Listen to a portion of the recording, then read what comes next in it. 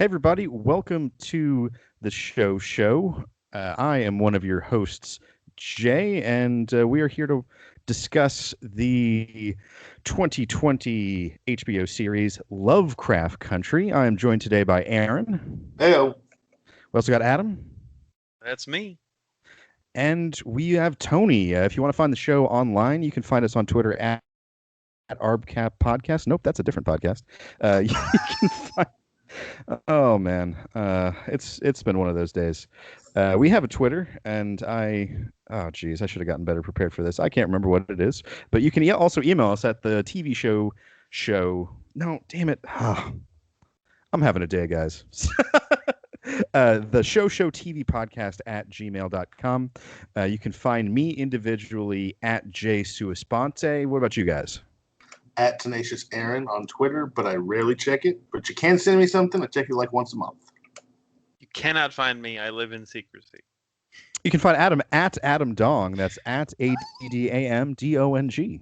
That is not true. That is a lie. Based off everything that has been posted, it's clearly you. How about you, Tony? You can find me on Instagram at tpinquite. And you can find the show at the show pods. So before we get into the show today, I wanted to open a question to the floor. What is your guys' experience with the source material for the source material? What's your guys' experience with the works of H.P. Lovecraft? I will say I have the Necronomicon reprinting of his entire collective works, and I've read through maybe I want to say like 2/5. I haven't read all of it. I read like some of the big stories that are well known, Call of Cthulhu, stuff like that. And I read a lot of his really early short stories, which I really, really enjoyed. But it does have quite a bit of, at the time, racial context that gets a little bit uncomfortable at times when you're reading it. And there's some stories that are just sheerly based off the concept of race that you just are, when you're reading it now, it's like, this doesn't age very well. But the concept of horror that he develops with like madness and the unknown and not answering everything, leaving you hanging and not fully giving you all the answers to his stories, I think is a very unique aspect and has had such a huge impact on the entire genre of horror since, he wrote his stories. Also, he was an amateur writer. Like his stories were submitted to magazines and the pulp magazines or whatever they were called back in the 1920s, and he never actually was like published in the sense of like Hemingway or something like that. Yeah, I want to say I read that he was virtually unknown when he died. I think that's true. Yeah, I had very really in name and like I guess in the realm of pop culture. I'm not familiar with any of his works really. Mm-hmm. Yeah, I'm the same. I was aware that he was a science fiction horror writer, and I was vaguely familiar with Cthulhu, and I'm obviously not familiar with how to pronounce it. But that was I don't think. Yeah, there's a couple of different spellings. I think that just like colloquially, a lot of people refer to it as Cthulhu, but it's not actually supposed to be like pronounceable. It's like Cthulhu. All right. Well, this show was selected by Aaron, so I'm going to let you take away a description of what is it that we watched. Absolutely. So Lovecraft Country is an American horror drama series, and it is developed based off of a novel of the same name that was released in 2016. I did not know that. I thought it was just kind of like taking bits and pieces of Lovecraft short stories and mixing it into this story using race because of how much race had to do with some of his stories. But in fact, there was a book written in 2016 that this series or this season follows, which is also the reason why there's been some speculation as to whether or not there will ever be a second season, because there's no more source material. There was only one book written by the author. Now, there's tons of Lovecraftian, short stories that could be utilized. But essentially, the series is about a young black man who travels across the segregated 1950s United States in search of his missing father and learning dark secrets plaguing a town which the famous horror writer H.P. Lovecraft supposedly based many of the locations of his fictional tales upon. That person is, of course, Atticus Freeman. He is, it kind of really follows his family and their tie into supernatural magic kind of heritage that is being practiced by this very, very white pale family on the East Coast, the Braithwaites. And, each episode seems, or at least maybe, some pairings of episodes, but there seems to be kind of like these short stories, like vignettes, that tell a piece of the story that tie into the greater story, but focus maybe on each, like kind of giving each character a little bit more development. And I thoroughly enjoyed this aspect of the show because it very much made me feel like Lovecraft, how he wrote in short stories, that this was kind of like an homage to Lovecraft, that these were short stories to tell in a broader universe to tell the full story of Atticus Freeman and his family. And essentially he's trying to save and protect his family from the Braithwaites and from magic. And there's a lot of twists and turns, a lot of different aspects to it. But I think that kind of gives an overall, view of what the show is about, right? Yeah, and our inciting incident is that Atticus receives a letter from his father, who he has a strained relationship with to begin with. Yeah. He gets a letter from his father, Montrose, who says that he has gone to Lovecraft Country, and he's been missing for, I think, a couple of weeks at the start of the series. So we start with Atticus searching for Montrose. Yeah, and he enlists his uncle George and his friend Letitia to travel essentially across Jim Crow America to find his father. Mm-hmm. And, the first episode, right off the bat with the Sundown County and all that really was quite tense. Like the tension of that first episode really grabbed me right off the bat. Yeah, absolutely. The whole concept of how Uncle George, his work is that he writes a guide for Black people to travel safely throughout the United States, telling them which towns to avoid, which specific restaurants and hotels are open to people of color at the time. And we have a very clear demonstration very early on just how dangerous it was for Black people to travel. Yeah, and with one thing that's really always interesting to me is that based off history, the Civil War, we know about how much racism and discrimination and horrible things, lynchings and stuff like that happened in the South. But the North also had these same type sundown counties and the same kind of treatment. It's just maybe not as prevalent in, I guess, our pop culture and in our discussions about race today. But I thought that was another great thing. They're in Massachusetts, and there's a sundown county, and I knew, was it Vidor, Texas was a sundown county till the late 70s in Texas. So I knew about those as a kid growing up, but I didn't know that they were outside the South. Yeah, the South gets a bad rap. When you think of segregation, you think of you think of Alabama and Georgia and Texas, but as this show also very clearly demonstrates, even in where most of our lead characters live in Chicago is an extremely segregated city. The South side is predominantly Black. The North side is predominantly white. But the North doesn't quite get that same reputation, I think, unfairly. And to kind of take a step further into our world, there was a study that was done, I think, in 2018, that the New York school system, New York City school system, is one of the most segregated school systems in the United States now. Yeah, I believe it. Not by law, but by de facto population, location, so on and so forth. Whereas the South, we had the busing system, we had all these things to force integration that just didn't ever happen in the North. Mm-hmm. But I mean, what everybody else think about the short story aspect of it? Anyone have any other thoughts about it?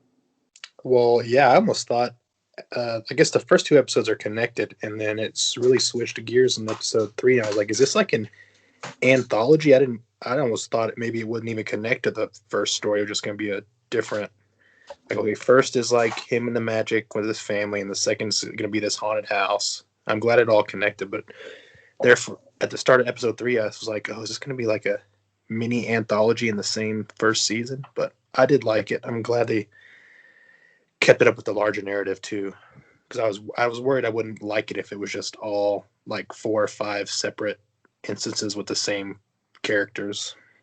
I also think it tries to kind of put you off kilter with kind of some of the ways that it just radically shifts the way the storytelling is. Like, you know, whenever we meet me in, was it Daegu?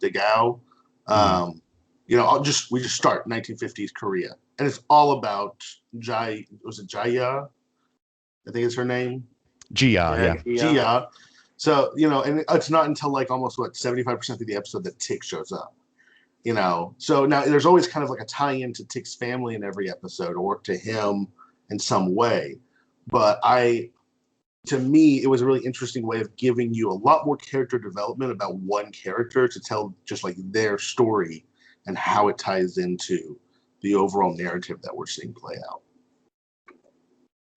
I've got to say it didn't really work for me. The unevenness of it rubbed me the wrong way. I think I felt kind of similarly when we watched Doom Patrol, that I was like, this show felt like it couldn't decide whether it was going to be Monster of the Week or whether it was going to tell a continuous story arc, and then it kind of half-assed both. But quick sidebar about Doom Patrol, my father-in-law has randomly just been watching Doom Patrol this past week, and I had the lovely experience of watching the episode where the comic book man gives everybody an orgasm.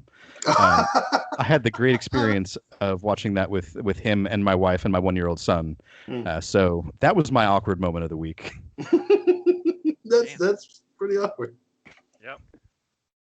But to bring it back to Lovecraft Country, I think one of my big criticisms of the show was that the story didn't feel like it ever held together.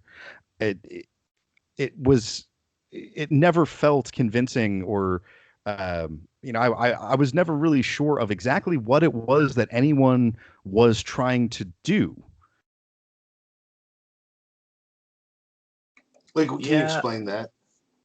Like, throughout I was never sure of what the driving force of what was driving the plot was.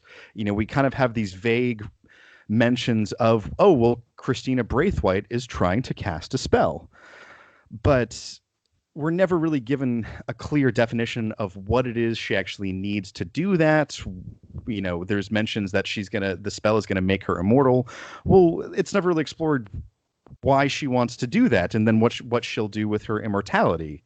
You know, it just felt like the first probably 4 episodes, maybe even up until episode 6 where we go to Korea, it held together better, and then it all just kind of fell apart in the last 4 episodes for me. It really felt like it fizzled. See, I guess to me, number one, I had started looking into the book a little bit without reading it ahead, but the book has 8 short stories, and that's how the book tells the story. It's through these 8 short stories, and they said that it was because they wanted to kind of bring to the forefront the way that H.P. Lovecraft told his stories, which were through these short stories that were all in a shared universe. So to me, it was a kind of like a meta aspect of the show. I think that, I don't know, to me it wasn't in fact until they get to Korea that I felt like it started to come together more. Like the whole house one with Letty in the house, like it wasn't until the very end of that episode it tying into how that guy was from the lodge of that region, and he was trying to, like, you know, build some type of trans-dimensional machine or something. I do agree that there's a lot of holes, but having read some H.P. Lovecraft, there's a lot of things that are just not explained. So I don't know if they're holes or if they're intentionally to be left not answered. Does that make sense? Right, I could see that. But the episode with Hippolyta going through time, that was pretty cool. Yeah, that one really caught me off guard. That was really, if any episode in this show is just starkly different from the rest, it's Hippolyta traveling through the multiverse. Yeah. I think my favorite episode was Dee's episode. with the twins chasing her throughout the town. Really? Those were successfully creepy. Successfully creepy. The whole concept of seeing Emmett Till and the impact on the community, knowing that the death of Emmett Till becomes one of the catalysts for the civil rights movement in the 1960s. I thought that was really well done, and I thought that just her terror, her emotional state, her being upset, and it just chasing. God, that music, stop that knocking. Every time they would show up, it very much reminded me of Us. Like the way the movements of the people in Us were. So this was to me, I was like, this is the most Jordan Peele episode in the entire series. Was Dee's episode. I don't know. I just really liked it. That whole part kept me on edge. Her trying to get away from him. And then Montrose basically let them, he didn't see it, but he was the reason why she lost her arm. He stopped her from swinging at him. Mm-hmm. Absolutely true. That was one of those facepalm moments. Yeah. Yeah. I love the multiverse one, but that's introduces so many plot holes, that episode right there. Just I almost wish it would have, because before then, I don't know, I guess he was a science fiction horror writer, but before then it's all mostly fantasy realm, I would say, the monsters, the magic, everything's in the fantasy realm, and that introduces science fiction, and then I also think introduces a lot of holes to the whole plot of the story. I can see that. What'd y'all think of the Tulsa episode? I think that's I liked it. That's where a lot of the holes, I think, are that Tony was describing, because I understand that we're you're trying to make a television show that has suspense, and so you need to create a dire scenario with a ticking clock, but it didn't really make logical sense why, when you're going back in time to save the book, you choose to go back to just a couple hours before the massacre starts. If Hippolyta, she obviously has the power to transport them to any time, any place. Why not a week before? Why not a week before? Why not a different universe where maybe the massacre doesn't happen? And in a different universe, they may not have the book. Sure, but if there are infinite universes, then maybe I'm Rick and Mortying too much, but if there are infinite universes, then it would seem plausible that there would be one with both the book and not the massacre. But even just throwing out the universe thing, you could even explain this with plots where, okay, the plan is we're going to go to the day before the massacre to give us 24 full hours to get the book. Oh no, we're being attacked by the evil lodge cops, and Hippolyta's off on her portal creation. Give us an explanation for why they're there only a couple hours before the massacre. I think it was just a vehicle. I think that the massacre of Black Wall Street in Tulsa in 1921 is one of those things that a lot of, at least people in our generation, are not aware of what happened. I didn't know about it till I was just read one of those random social media articles, or the 10 worst events in American history or some shit like that. And I read about it, and I think also remember whenever when Donald Trump was doing his campaigning in 2020, there was a big controversy because he went on the anniversary of the massacre in Tulsa to a rally there. And a lot of people, like Christy, didn't understand why it was controversial. And so after watching the episode, she was like, yeah, I can understand why it's controversial now. Just kind of getting a glimpse into what happened. And honestly, that kind of made it real. Oh my God, dropping bombs on the city. Yeah. That's nuts. Civilians dropping bombs on a black neighborhood. I think they said that 35 blocks were destroyed in 2 days. Oh my gosh. The newspapers the day after said that there were 2 casualties, 2 white people, but the records seem to indicate that 700 people died in those 2 days. Good God, that's horrible. Yeah. And I haven't seen it, but I want to say that another HBO show, Watchmen, from this past year, also had a lot to do with the Tulsa Race Massacre as well. Oh, really? Yeah. I might be confusing things, but I want to say like that's also something that's brought up in that show as well. Well, I know that the Watchmen series has a lot to do with race. I was watching like kind of like a synopsis of this show, just kind of in preparation for this, and the guy was talking about how, like, you know, that one is like kind of like from the 1950s forward, and then this one was kind of like the 1920s to 1950s, kind of different eras. But looking at one from the superhero perspective, one from the horror perspective. So. But to bring it back to that episode 9, I think it was, the scene near the end where Tick's mother's house is on fire, his grandmother is burning right in front of Letitia, and she's holding the book. For one thing, that scene just didn't. It wasn't. They didn't pull it off for me. It was almost comical the way that she was burning and screaming. But I didn't understand why the book wasn't burning, because at that point Letitia has invulnerability, so I understand why Letitia isn't burning. But what about the book? I mean, they had to go back and get the book before the massacre because the book I thought it was destroyed in the massacre, right? Well, I think that we're getting into like questions about timelines. And remember, Tick always went back and saved them. Remember, because Montrose and George told the story about how, so it never burnt up. It always was taken in the timeline. So this was going to happen no matter what. Okay. So that's why I think the book is got a magic seal on it. Remember, it was sealed up, so it couldn't be opened. Mm-hmm. So I would say that it never burned up. They always went back to get it. They just didn't know that they did. Because remember, it's not until Tick kicks the bat that he realizes he's the mysterious stranger that saved them and says, "I got you, kid." Okay, gotcha. That makes more sense. Or there's just a barrier because her clothes don't get destroyed by anything either. That's also true. It's also true. I think there might be like and the bullets kind of like get close to her. They don't have to actually contact her body when they're in the house. It's just kind of like bouncing off a force field. So maybe it was inside that range where it's protected too.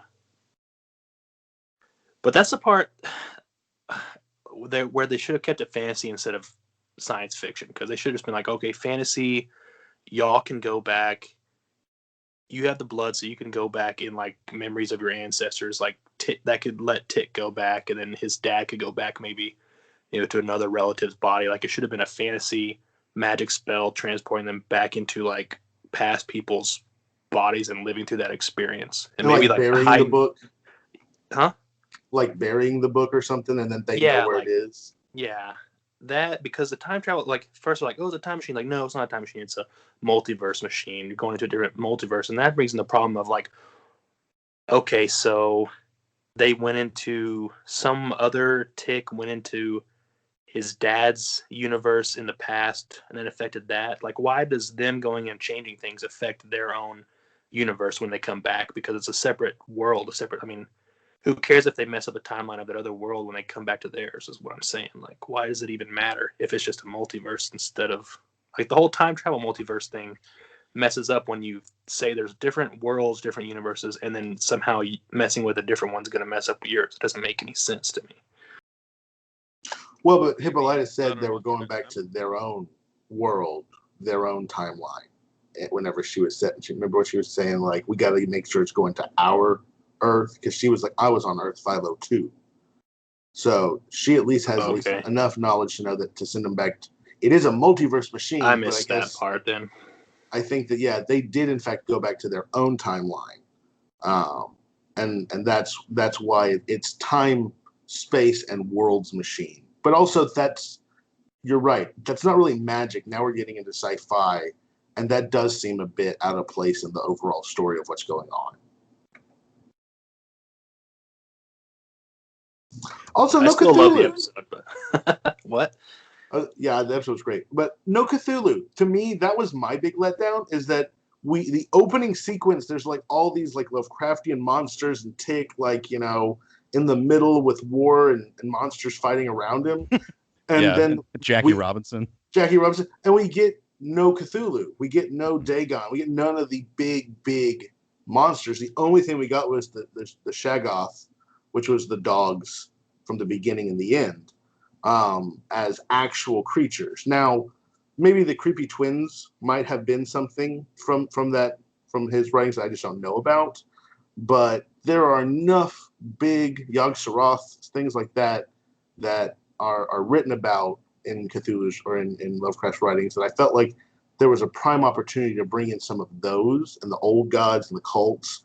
And this did feel just like it was like taking little elements of horror, a few pieces, and it was more really about race exploration than Lovecraft.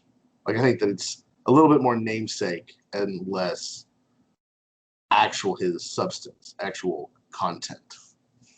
Well, as a Jordan Peele production, we always knew that the real monster was going to be racism. You're not wrong. That time period, it's pretty bad.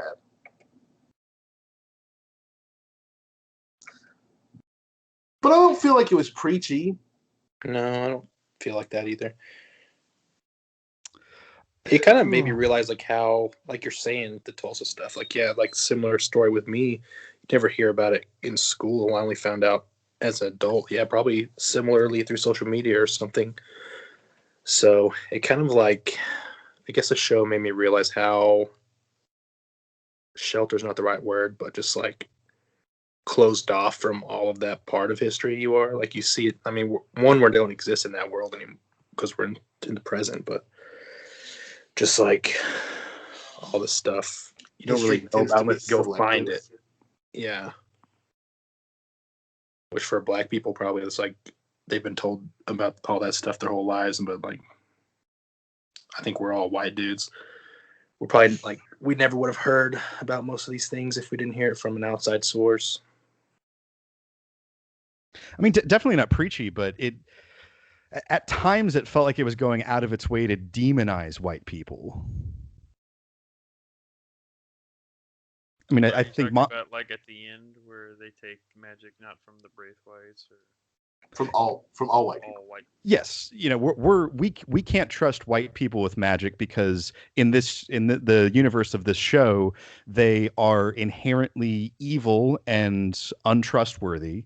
And in I think a couple episodes earlier, in the one focusing on D, Montrose has a monologue talking about how anything that he accomplishes, anything that Black people accomplishes, it will always be taken away by white people. I think that's become less true, but that also at a time was more true. Like, I definitely think that during the 1920s, during Jim Crow, there was a very strong hostility between the races. Oh, absolutely. And we saw that manifest in the Tulsa episode. Well, and in the first episode, the Sundown. Yeah, true. You know, and because Tulsa was at the time, it was the wealthiest Black community in America, and then, like you talked about, it was literally bombed and razed by the white people of that town. So, Oklahoma actually set up a fund for reparations of the descendants of the Tulsa massacre and paid for their college to this day. Wow. So at least there's been some attempt to acknowledge this was horrible. It shouldn't have happened, and we're trying to make amends. But yeah, and I did some research on it, so that like it was a collusion between the city and they deputized all these white people to go do this. Mm-hmm. Which, again, the law being used in this way just makes me feel safe. Yeah. I think at least they didn't like even Ruby looked down on her when she was taking the potion to be the assistant manager of the store. Even she was like mad and looked down on her I forget Black worker. Well, yeah, the Black, I forget her name. But she's just like, she was mad because she had taken all these extra courses and tried so hard to get that job for all this time, and that girl just got it. And she thought just because, I don't know, she probably initially thought because she was pretty, and then she found out it's because the company had that, like they couldn't not hire a Black person. So, and also the manager was a creep who wanted to molest her basically. But even she was just like, you got to work harder because all this other stuff. Like, so at least it wasn't only white people. Like I feel like in that episode, at least a little bit of. Well, is too. that demonstrating that it's not so much race but power structure that builds this animosity towards each other? Because as soon as she has power, she starts looking down on other people. You know, is this kind of like a once you obtain power, there is a shift? This was the classic Stanford prison experiment: absolute power corrupts absolutely type thing. I think we did definitely see that when she became the manager, and the the shop girl demonstrated that, oh, she didn't have any experience, she didn't have any training, and Ruby just lost it. It kind of also maybe helped a little bit. I don't know, it's probably like Nazi Germany a little bit, or like maybe it showed a little bit how white people is just like hard to speak up even if you don't agree with it. Because I mean, like, it was Ruby in there, and then all her coworkers were trashing on the black woman who worked there, and The like power of she peer spoke up. pressure. She's like, oh well, she's a human, but even she, like as strong a character as she is, she never really spoke up to defend her from any of her peers. Peer pressure's a bitch. Could we talk a bit about the soundtrack of this show and Yeah. some of the choices they made there? Because I felt like the orchestral score was fantastic, always doing a lot of heavy lifting and setting the mood of whether it's trying to make us afraid, trying to make us hopeful. I thought the score was great, but the choices of the like the pop There's songs, a lot of Cardi B. yeah, the Cardi B and the Rihanna and the Marilyn Manson, that didn't feel like it fit. I liked it when it was old timey songs in the Yes. soundtrack. Yes. And I think it was in the episode that we were just talking about where Ruby is working at the store. They play two different versions of Tutti Frutti because that was one of those songs that it was recorded by both white and black artists. And when they're on the white side of the town, you hear the white version, and when they're on the black side of town, you hear the black one. And like that was a fun little detail. Yeah, no, that's brilliant. And like I said, yeah, I agree with Tony. The old timey music, music from the time period was phenomenal. The orchestral score was phenomenal. Anytime that the hip hop was laid over it, it felt out of place. Like I remember specifically thinking that whenever whenever Atticus and Letitia are going down the elevator for like the last time into the water, it's just straight hip hop. It's just straight up hip hop. And in my mind, I was thinking, okay, if we flip this, if this wasn't a story exploring race, and it was like, just a story exploring some like white culture 1920s, would heavy metal feel out of place here? I was like, yes, I still think it would feel out of place because the whole setting is supposed to be more old timey, and that just took me out of the fantasy, I think it's because they started it late too. Like I don't even know what episode it was, but it just like started with Christina Braithwaite driving the Bentley, and then it's like, "Bitch, better have my money." Like, and that was like, I feel like that was 3 or 4 episodes in, so it just like kind of caught me off. Like everything before that was more of the time period, or like a part of the score, the OST, and like it just didn't fit with the vibe of the show up until that point, I guess, basically. Yeah, I'd agree with that. Adam, do you have any thoughts? I feel like the three of us have been talking quite a bit. I wanted to see if you had anything to add in. I've been silent. I agree with a lot of what y'all said. Jay, for instance, I didn't really like the anthology aspect. I get that it's a homage. I just don't think it worked very well. And the way you put it was great. It feels like they tried to do both, and neither one of them kind of ended up succeeding spectacularly. The way it told the story, it felt like it was trying to come off as if it how do I phrase this? It was trying to come off as it was random and like, oh, all this stuff is happening, and then it tried to tie it together, and it tried to tie it together into a main story arc, and I don't think that worked very well. That being said, I did enjoy the show a lot. Like I liked the plot. I liked the main story arc, and I think if they focus more on the main story arc and just progress through that, I would have liked it even more. Um, episode 7, probably my favorite, did feel a little random. I get that they built Hippolyta's character up over the course of the previous few episodes. Then it's just like she gets teleported into this main character like story arc, visiting the multiverse and naming herself whatever she wants. And it was really badass, but it just felt out of place for Hippolyta as a character, in my opinion. If they had started building her from episode 1, maybe, but it just showed her as a side character right up until George died, right? Which was like episode 2, or I think coming into 3 is like when we really got to see, hey, here's Hippolyta, right?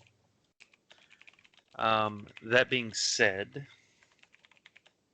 what happened with Tick's or Atticus's venture into the portal? We never really got to see that. We only got to hear about it, which was kind of strange to me.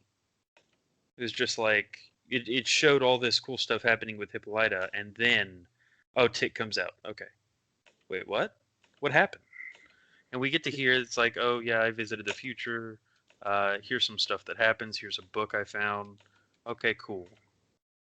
But I would have liked to see that and not just hear about it offhandedly, especially from who I saw as the main character, right? Like, I thought they were going to come back in the last episode, or before that he told about it, so that ruined it. But I thought it was going to be one of those where we see it happen, we see it short on his end, and then in a future episode it fleshes it out more. I thought that too. I thought we were going to go back. Yeah, I would have liked to see that as well.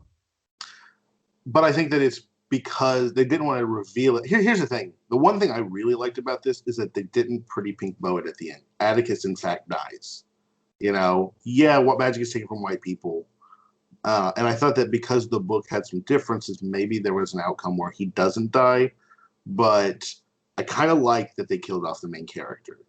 That he wasn't able to change that part of the story. And, a lot of times, the studios, Hollywood, wants to give you that a pretty pink bow at the end of the story to make you feel good about what you just watched. And to me, it feels, I guess, a little bit more realistic, or maybe a little bit more, Oedipus Rex, fate is not avoidable.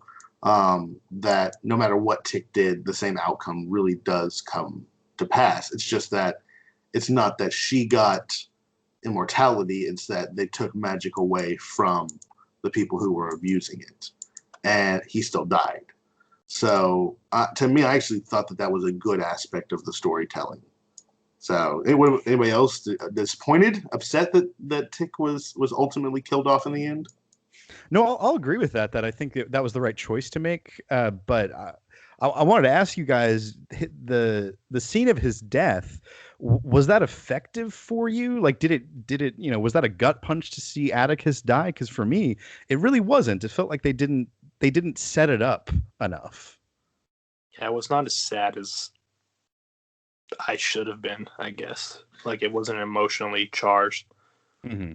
I agree. Well, really, I agree with that. Like, it felt a little rushed. Piece that now I'm like confused about thinking back. I'm like, so Letty gets basically thrown out of that tower.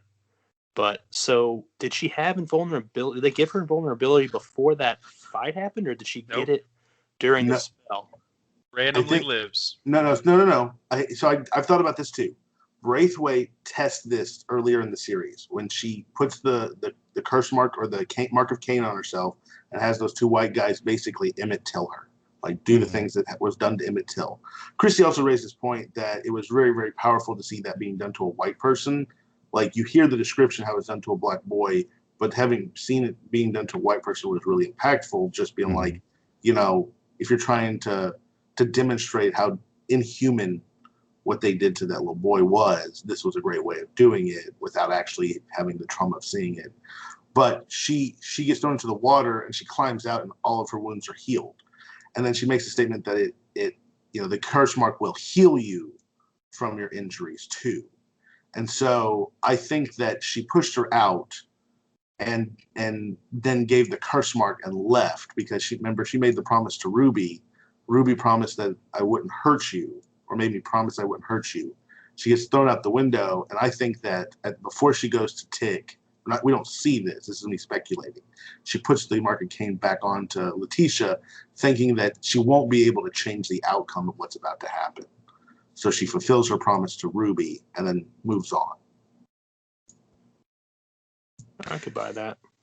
And maybe did that scene where she gets herself beat up, maybe think that maybe she does actually care for Ruby or something, because Ruby was like, you'll never understand how I feel. Like, you don't care. And then I feel like that's why she had that done to herself, to see if experiencing it could make her care or feel about it. I think it's possible too.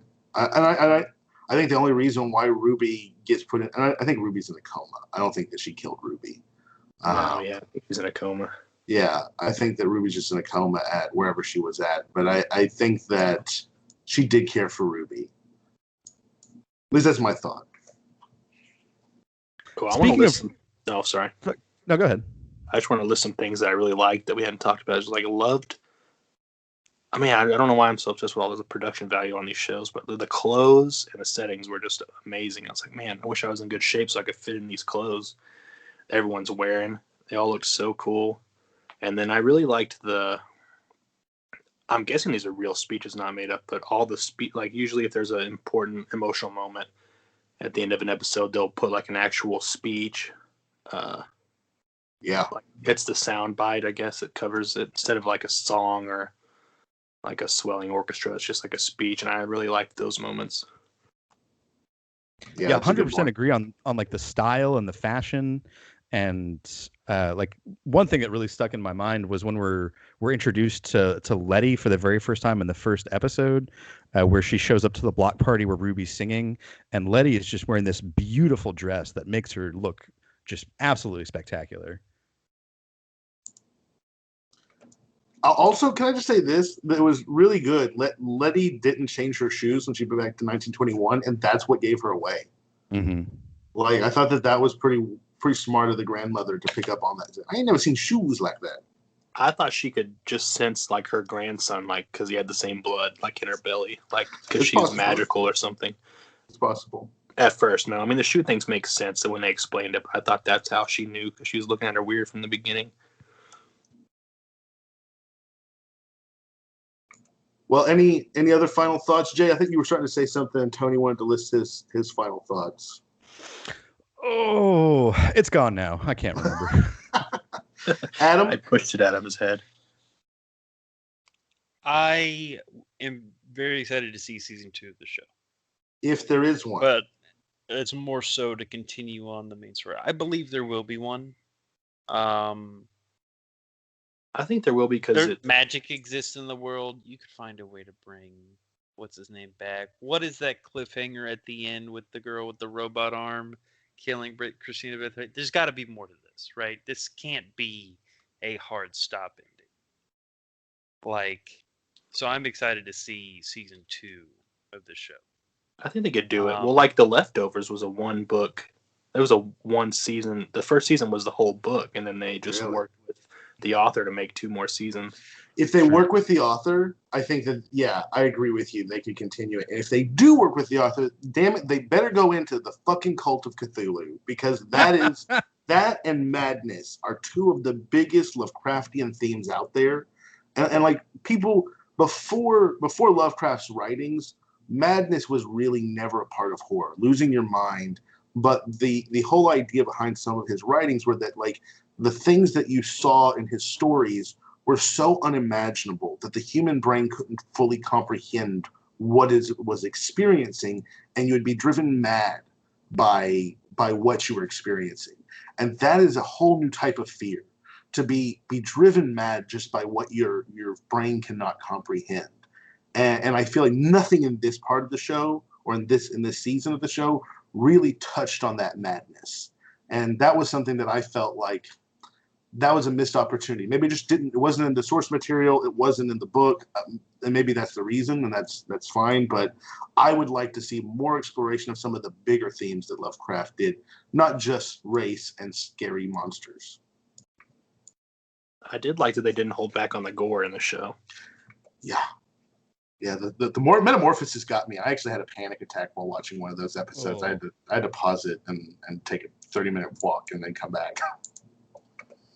Yeah, I think for something that saved me from that a little bit was I watched most of the show on my phone because my little 1-year-old baby, he's been going through a thing where during his nap during the day, he'll only nap while you hold him. So 3 days a week, I have to spend a couple hours just sitting in a dark room holding the baby. So I watched a lot of the show on my phone while doing that, and I had my phone on the absolute lowest brightness setting possible to not disturb the baby too much. And because my phone screen was so dark, those metamorphosis scenes were really, really obscured. So I think if I had the brightness up higher, I don't know if I could have made it through that episode. It was pretty bad. To the extent there, even if it spoiled it a little bit for you, I wanted to warn you. So I appreciate it. like, ugh. I don't even want to start describing it. It was I don't like I'm a huge fan but of it was like, visceral, right? It was And that's visceral. something you never really got to experience reading Lovecraftian books. Is like, hey, this is what they're describing. This is what they're talking about. That's This true. is what it looks like. Visceral. And the whole idea behind the Cthulhu mythos is that you see things and it causes you so much unimaginable terror that you are struck dumb. Mhm. And that actually reminds me, I really liked what they did with the Shaggoths Yeah. in episode 1, where it's like they see them, they freak out, but then later they forget. I don't think they needed to chalk that up to a spell. I think they could have just chalked that up to Their brains couldn't comprehend it and it dumped it. exactly, which is a Cthulhu trope. That's good. Good point. I didn't think about that. But you know, they wanted to really drive that magic shtick home, which I'm okay with because it was pretty cool. So yeah. Did this show make anybody else want an Indiana Jones HBO series? Yeah. The episode where they go into like the museum Tavern. and they need his map, and then they Oh, go yeah. and they're in like it looks like a ship galley, not a galley, but like a ship. With the Native American. Yeah, and the set transvestites. design looked so cool. I was like, man, someone worked so hard to create all these little fake corpses and set all this. Like, it looked like someone did so much work for them to spend like 2 seconds in there before they run into the siren room, talk to her for a little bit, and then the set gets destroyed. I was like, oh, it's a bummer. But I was like, man, I want an Indiana Jones Uncharted style like series where it's like a treasure hunt.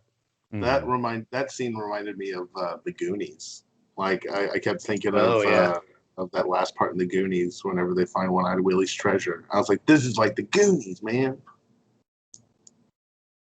Yeah, everything I was watching, I'm like, man, this whole I would watch a whole series about just like this kind of stuff. Apparently Disney's working on some new Indiana Jones source material, so we will see. We will see what happens there. I've even heard rumors of a TV show without Shia LaBeouf. So before we get into ratings, I do want to give a quick shout out to Uncle George, who is my favorite character of this whole show. Loved Uncle George, loved Courtney B. Vance. Yep. Was really sad that he died so early on. his performance was great too. Mm-hmm. He was too pure. Definitely true. So, also, can I just say that the sheer like mental stress that Montrose, being a gay black man in the 1930s, 40s, like that. I felt like I understood why he was so broken and so dependent on alcohol and so just broken. Like just the sheer amount of pressure, societal pressure, family pressure that he was under, and to not be himself or to hide who he was. I thought that was a really interesting exploration. And I like just kind of seeing him getting to kind of be free for a moment whenever he went to the party with all of the cross-dressing men. Like that was the first time I think it's the only time in the series that he smiles. Mm-hmm. So I thought that was interesting. I'd agree with that. I think they did a good job of developing that, and the scene in the Tulsa episode where he's explaining how he had to tell the other boy, I can't remember his name, I think it was Thomas. Yeah. How he's Thomas. like, I couldn't even speak his name until now, and he's describing about how he had to reject him. That was really effective for me. Yeah. Yeah. So, well then, are we ready to rate this? Yeah, let's get some ratings in. Let's see. Let's start with Tony. I don't know if my expectations were slightly lower than they should have been, but I really like this show, so I'm just going to go give it an 8 Chalutlus or whatever that the pronunciation is. 8 Cholulus from Tony. That might be 8 a hot sauce. sauce bottles. Cholula? Give it 8 spicy ketchups from Whataburger. Oh, that's great. All right, how about you, Adam? I'm gonna give it a 9.2 just to make it hard for you, Jay. I wanted to rate the show higher, but I felt like it just kind of like you had said earlier. It just the cross between having almost like a semi-anthology series with like a main story series that has a continuing plot. It just didn't go well. But it was still a very good plot. So 9.2. All right, 9.2 Cholulas from Adam. For me, there were lots of points in this show where I wanted to give it a 0, where it really sometimes pissed me off and made me feel like they were just trying to pander to the woke police. It felt like sometimes, but before the end, when they eventually actually developed Mantra's character, like we just discussed, it felt like they were like, "All right, we're gonna hit racial prejudice, we're gonna hit sexuality prejudice, we're gonna hit gender prejudice." They even threw in that I think the current correct term is intersex indigenous person that they found in that adventure cave. It just felt like they were like, "We're just gonna hit all these buttons." But in talking with you guys, it's made me feel better about this show, and I think that with the really cool visual style, with the great performances of the actors, I think I'm going to settle on a 4.5. So, Aaron, last word. So you know me, Jay, that I'm a huge fan of anything meta, and to me the short story way it was told was actually a huge plus for me. I see the criticism and I can appreciate that, but I guess whenever reading a short story, there's a beginning, middle, and end for each little story, and I liked that. I thought that was very Lovecraftian. I felt like there were some misses. I felt that the disjointed aspect of it was intentional to kind of not let you ease into a sense of complacency as you're watching it, to be constantly thrown out of whack with each story and have to kind of recalibrate each time. And to me, I thought it was effective at keeping you off kilter.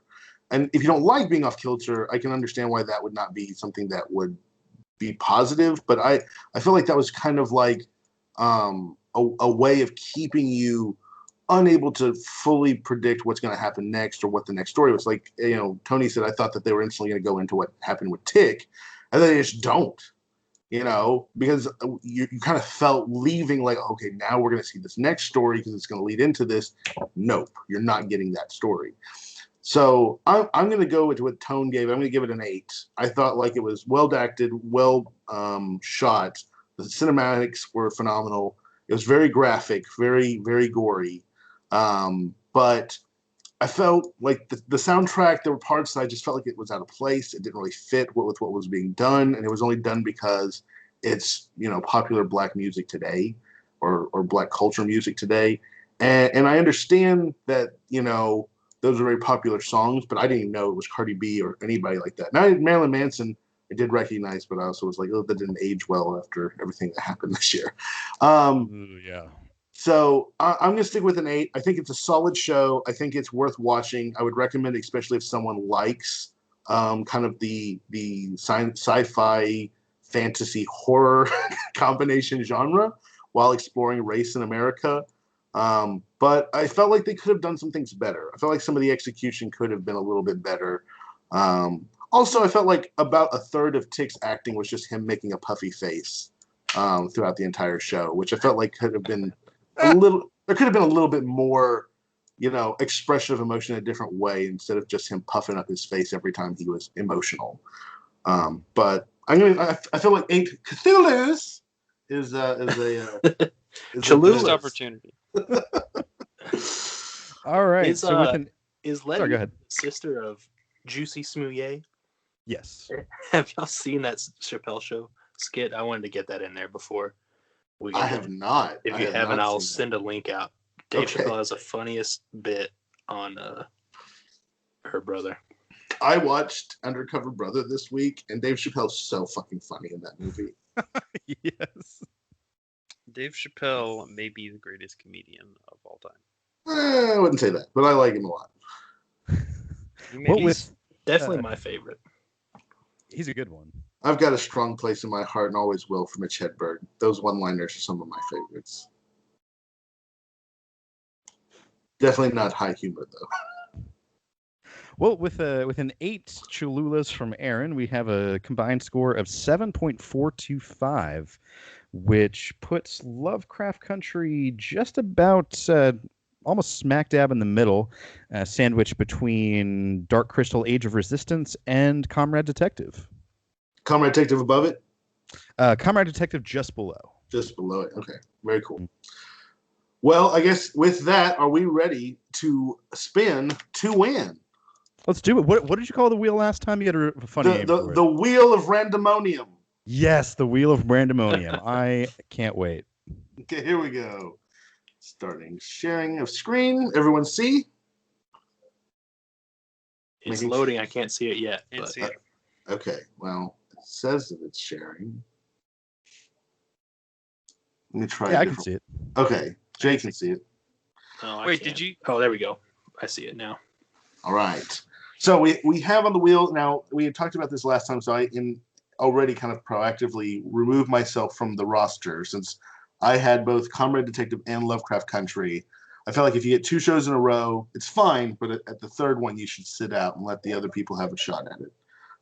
So we have Watchmen series from HBO, Staff Flats from HBO Max, and One Punch Man from, I believe, Netflix, right? There's a couple places to watch it. Okay.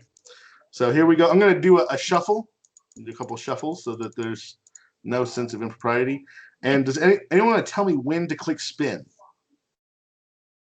Now. 3, 2, 1, go.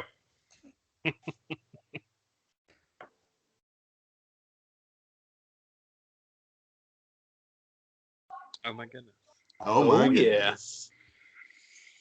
So the first season of One Punch Man. Yes. 12 episode run, 20 episodes per, or 20 minutes per episode. Oops. Around 22, but the intro doesn't count. Well, since you suggested this, Adam, you want to give me a quick description of what it is we're going to watch? Okay, so it's a satirical take on all shonen anime. Define shonen anime. It's like a focus group almost. Let me get you the official definition. Yeah. Because there's a magazine in Japan called Shonen Jump, which is kind of like a monthly or weekly magazine or comic strip where different comics are printed. Okay. And a lot of those have turned into pretty popular animes. So textbook definition would be a genre of Japanese comics and animated films aimed primarily at a young male audience, typically characterized by action-filled plots. So if you think of Dragon Ball Z, Naruto, Bleach, One Piece, Fairy Tail, there's plenty, right? Okay. Those would be shonen anime. And this is a satirical version. So almost it's slapstick in nature of that. It's kind of satirizing the genre and poking fun at it while also being one of the genre. Absolutely. Okay. All right. I've heard good things. I've heard lots of people rave about this one. It's pretty good. It's pretty good. Will be our third anime all time. The first one was Cowboy Bebop. What was the second one? Fooly Cooly. Fooly Cooly, that's right. That is right. I can't believe they made 2 seasons after that. All right, well, everybody catch you next time. Come on back for our review of One Punch Man. Adios. Later. Goodbye.